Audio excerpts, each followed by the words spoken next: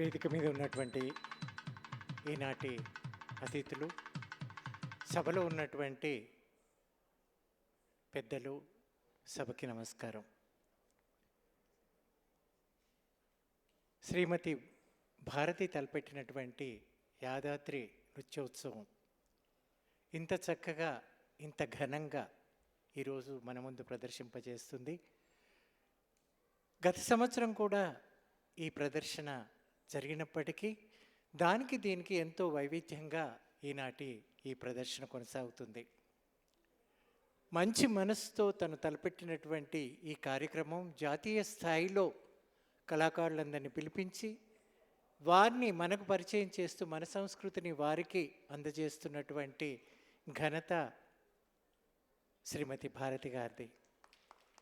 దాని వెనక ఈ ఫెస్టివల్స్ అన్నిటినీ ఆర్గనైజ్ చేస్తున్నటువంటి మరో వ్యక్తి విక్రమ్ గౌడ్ గారు. ఫెస్టివల్ డైరెక్టర్స్ అని త్రూఅవుట్ ఇండియాలో కొంతమందిని సెలెక్ట్ చేసి వారి ద్వారా ఫెస్టివల్స్ కండక్ట్ చేస్తూ ఈ రాష్ట్రం నుంచి ఆ రాష్ట్రంకి, ఆ రాష్ట్రం నుంచి ఈ రాష్ట్రానికి కళాకారులను ఎక్స్చేంజ్ చేస్తూ, అంతేకాకుండా అవసరమైనప్పుడు ఇంటర్నేషనల్లీ కళాకారులను కూడా ఇంట్రడ్యూస్ చేస్తూ ఈ ఫెస్టివల్స్ని కండక్ట్ చేస్తున్నారు విక్రమ్ గౌడ్ గారు. స్థానికంగా ఉన్నటువంటి లోకల్ డైరెక్టర్స్ అందరినీ కలుపుకొని ఆయన ఈ కార్యక్రమాన్ని తలపెట్టారు. అంతేకాకుండా ఔత్సాహిక కళాకారులందరికీ ప్రభుత్వం తరఫున కొంత అయితే తర్వాత ఈ సంస్థ విక్రమ్ గౌడ్ గారు కొంతమందికి స్కాలర్షిప్ ఇస్తూ, అటు జూనియర్ లెవెల్లో ఇటు సీనియర్ లెవెల్లో స్కాలర్షిప్ ఇస్తూ నృత్య కళాకారులందరినీ ఎంకరేజ్ చేస్తున్నారు. అలంతే కాకుండా జాతీయ స్థాయిలో ఎన్నో ఫెస్టివల్స్, సత్యభామ ఫెస్టివల్ అని, తర్వాత విశాఖ ఫెస్టివల్స్ అని, ఇలాంటి ఎన్నో ఫెస్టివల్స్ కండక్ట్ చేస్తూ వివిధ రకాలైనటువంటి ఆర్టిస్టులందరినీ ఒక వేదిక మీదకి తీసుకొచ్చి మన భారతీయ సంస్కృతిని భావితరాలకు అందజేస్తున్నటువంటి ఘనత విక్రమ్ గౌడ్ ద్వారా స్థానికంగా ఉన్నటువంటి డైరెక్టర్స్ అందరికీ చెందుతుందని నేను మనవి చేస్తున్నాను. ప్రతి ఉత్సవంలో ఏదో ఒక కొత్తదనం.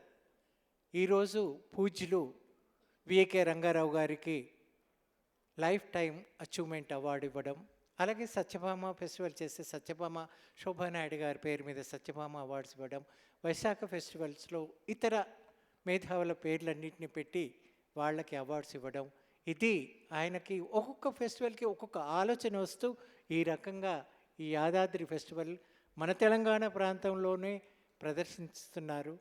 అలాగే ఇదివరకు సజనీ వల్లభనేని ఒక ప్రదర్శన చేసి పద్మశ్రీ అవార్డు వచ్చినటువంటి వారికి ఆమె గురువు పేరు మీద అవార్డ్స్ ప్రదర్శింపజేశారు. అలాగే ఇప్పుడు వచ్చే ఆగస్టులో కూడా మరొక ఫెస్టివల్, ఇందాక నర్తించినటువంటి చంద్రశేఖర్ గారు నటరాజ రామకృష్ణ గారి పేరు మీద ఒక అవార్డు చేయబోతున్నారు. ఇలాంటి అన్ని ఎన్నో కొత్త కొత్త ప్రోగ్రామ్స్ అన్నిటినీ ప్రదర్శింపజేస్తూ అటు జానపదం కూడా ఉండాలని జానపద కళాకారులను కూడా ప్రోత్సహిస్తూ ఈ కార్యక్రమాన్ని ఏర్పాటు చేశారు. వారందరికీ నేను హృదయపూర్వక అభినందనలు తెలుపుతున్నాను. నాకు ఈ అవకాశం ఇచ్చినందుకు సెలవు.